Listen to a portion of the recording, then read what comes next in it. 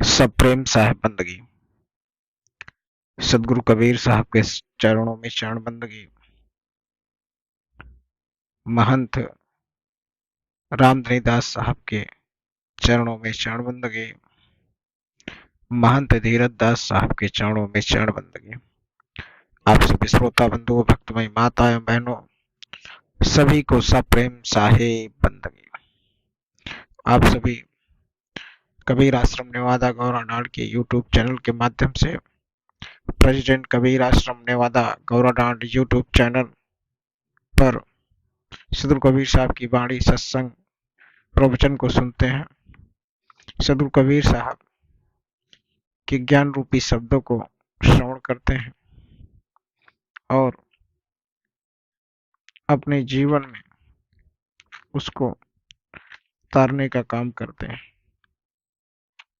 सदगुरु कबीर साहब ने जीवन के उन गहराइयों को बताया, उन तथ्यों को समझाने का काम किया जिसको मनुष्य कभी समझ ही ना सका। सदगुरु कबीर साहब सार शब्द का ज्ञान देते हैं। सदगुरु कबीर साहब वह ज्ञान की ज्योति जलाने का काम करते।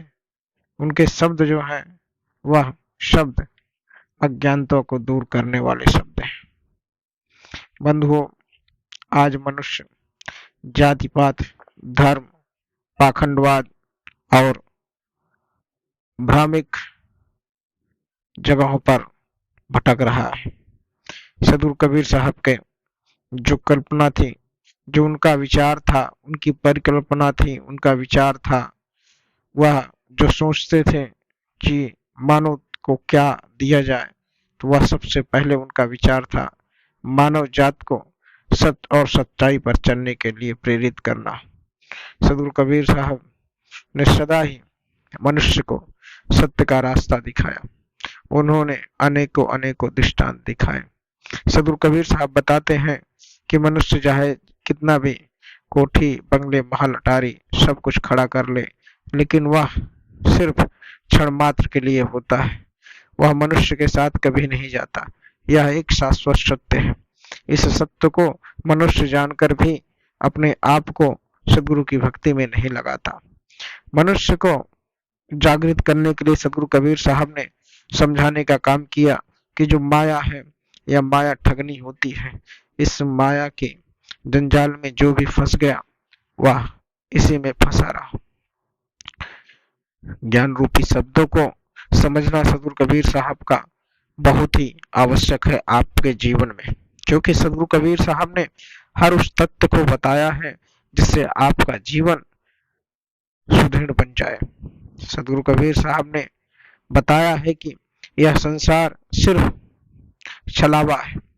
इस संसार में सारे रिश्ते नाते सिर्फ यहीं तक है। इस संसार में सारे रिश्ते नाते सिर्फ मरघट तक के साथी हैं।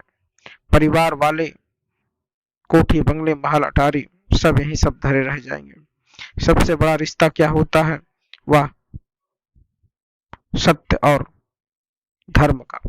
जो सत्कर्म आप करते हैं वह रिश्ता आपके साथ जुड़ा रहता है, वही रिश्ता आपके साथ चला जाएगा।